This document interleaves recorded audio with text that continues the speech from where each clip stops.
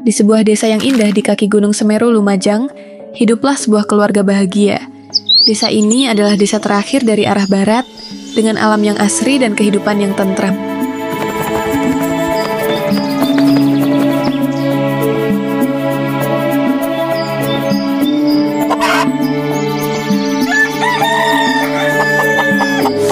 Suatu hari, Arsya dan teman-temannya bermain petak umpet di hutan bambu. Mereka melakukan hompimpa, dan Ashifa terpilih sebagai orang yang berperan mencari teman-temannya yang bersembunyi. Ashifa lalu menutup matanya dan mulai menghitung mundur. Ayo teman-teman, bantuin Ashifa berhitung ya. 1, 2, 3, 4, 5, 6, 7, 8, 9, 10.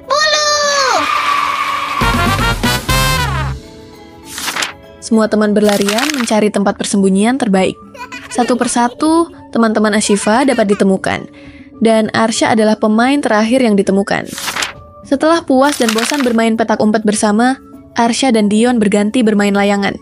Sedangkan perempuan cilik, Ashifa dan Sofia bermain masak-masakan di hutan bambu itu. Saat mereka asyik bermain, tiba-tiba saja benang layangan Arsya terputus. Ya, layanganku putus, Hamzah. Aku mau cari layanganku dulu ya. Sepertinya masuk ke dalam hutan bambu itu. Iya, Syah. Nanti aku susul ya. Sekarang aku turunkan dulu layangan ini supaya tidak ikut hilang. Arsya berlari mengikuti layangan tersebut sampai masuk ke dalam hutan bambu yang jarang dilalui oleh orang. Layangan Arsya terus berliuk-liuk tertiup angin di antara pohon-pohon bambu yang tinggi itu, hingga akhirnya tersangkut di antara pohon bambu yang cukup tinggi. Wah, layanganku tersangkut di tempat yang tinggi sekali. Kalau begini, bagaimana ya caranya agar aku bisa menggapai layanganku yang tersangkut di pohon bambu yang tinggi itu ya? Menurut teman-teman, dari 4 alat ini, manakah yang bisa membantu Arsya untuk mengambil layangannya ya? Yang pertama, sapu, ranting bambu, tali, atau tangga.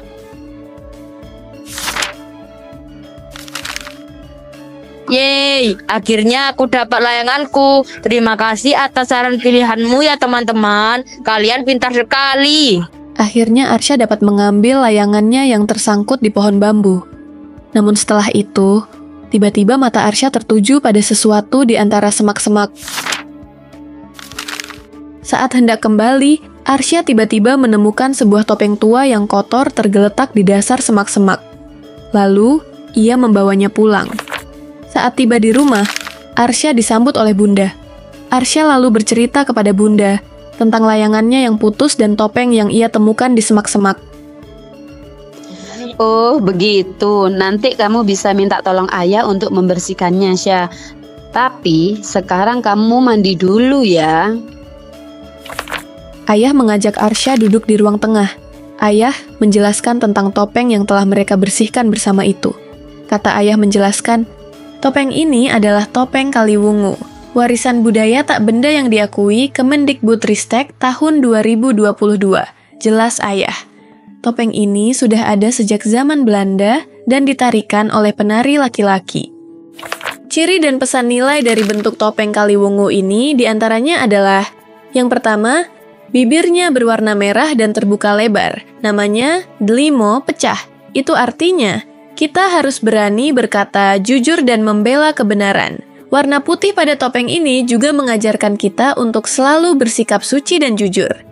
Hidungnya berbentuk pangotan, mengajarkan kita untuk peka, agar bisa mencium atau merasakan apa yang terjadi di sekitar dan peduli dengan orang lain. Matanya besar dan terbuka lebar, disebut telengan atau menteleng. Artinya, kita harus selalu waspada dan hati-hati dalam setiap situasi. Lihat juga alisnya, seperti belarak, yaitu daun kelapa. Pohon kelapa itu serbaguna, mulai dari akar sampai daunnya bermanfaat.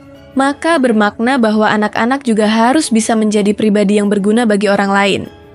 Dan yang paling istimewa adalah mahkota di atas kepalanya. Mahkota ini terbuat dari padi dan kapas, lambang sila kelima Pancasila, keadilan sosial bagi seluruh rakyat Indonesia. Padi melambangkan makanan, kapas melambangkan pakaian. Keduanya adalah kebutuhan penting manusia. Topeng ini mengingatkan kita bahwa setiap orang berhak hidup sejahtera dan juga harus belajar berbagi serta berlaku adil kepada sesama. Ciri khas busana tari topeng Kaliwungu, di antaranya: pertama, celana panjang 3/4. Kedua, menggunakan baju rompi. Ketiga, terdapat sembong atau rapek atau properti pedang-pedangan, boro dan samir. Keempat, menggunakan sabuk. Kelima, terdapat selempang. Ketujuh, memakai gelang atau deker tangan. Ketujuh, menggunakan sampur. Lalu kedepapan, terdapat gongseng, menggunakan sapu tangan. Dan yang terakhir, menggunakan mahkota jamang berbentuk supit urang. Sebelum tidur, Arsya merasa tertarik untuk melihat bagaimana penampilannya apabila memakai topeng Kaliwungu yang ia baru temukan dan bersihkan itu. Ia mendekati kaca dan memasangkan topeng tersebut di wajahnya. Namun ternyata tiba-tiba saja ia merasakan hal yang sangat aneh. Tempat di sekelilingnya terasa berputar-putar, berubah tidak karuan, terlihat seperti ilusi di dalam suatu portal antar ruang dan waktu. Arsya terkejut tiba-tiba berada di tempat yang sangat berbeda, dengan bangunan dan orang-orang berpakaian kuno. Setelah berkeliling kebingungan, merasa tersesat dan tak kunjung menemukan jawaban, Arsya pun mencoba memberanikan dirinya untuk bertanya kepada seseorang yang ia lihat di sekitarnya saat berkeliling. Sepertinya aku lihat kamu mondar-mandir kebingungan adik kecil. Apakah kamu tersesat? Sepertinya kamu bukan berasal dari sini ya. Aku Raden Arya, dan kamu berada di wilayah 3 juru, yaitu Lamajang. Keesokan harinya, Raden Arya mengajak Arsya untuk keluar berkeliling dan bermain dengan anak-anak lain di daerah itu.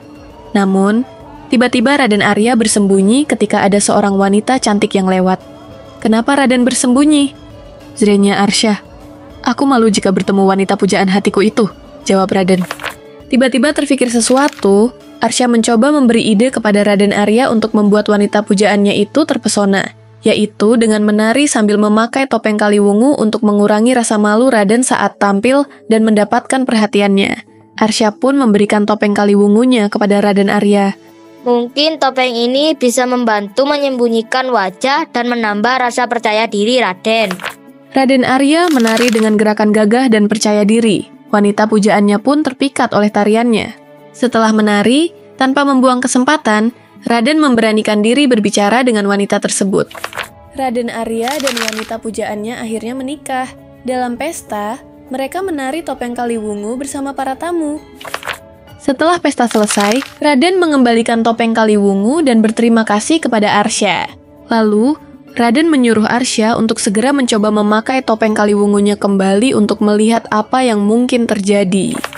Dengan mengumpulkan tekad, keberanian dan fokus, Arsya memasangkan topeng Kaliwungu perlahan di wajahnya, dan seketika muncul pusaran aura magis di sekelilingnya.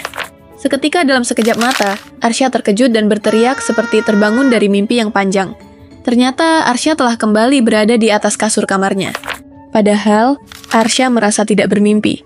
Ia benar-benar melintasi waktu ke kerajaan Lamajang di masa lalu. Topeng Kaliwungu di mejanya sekarang benar-benar menyimpan misteri yang hanya diketahui olehnya. Akankah petualangan Arsya berlanjut?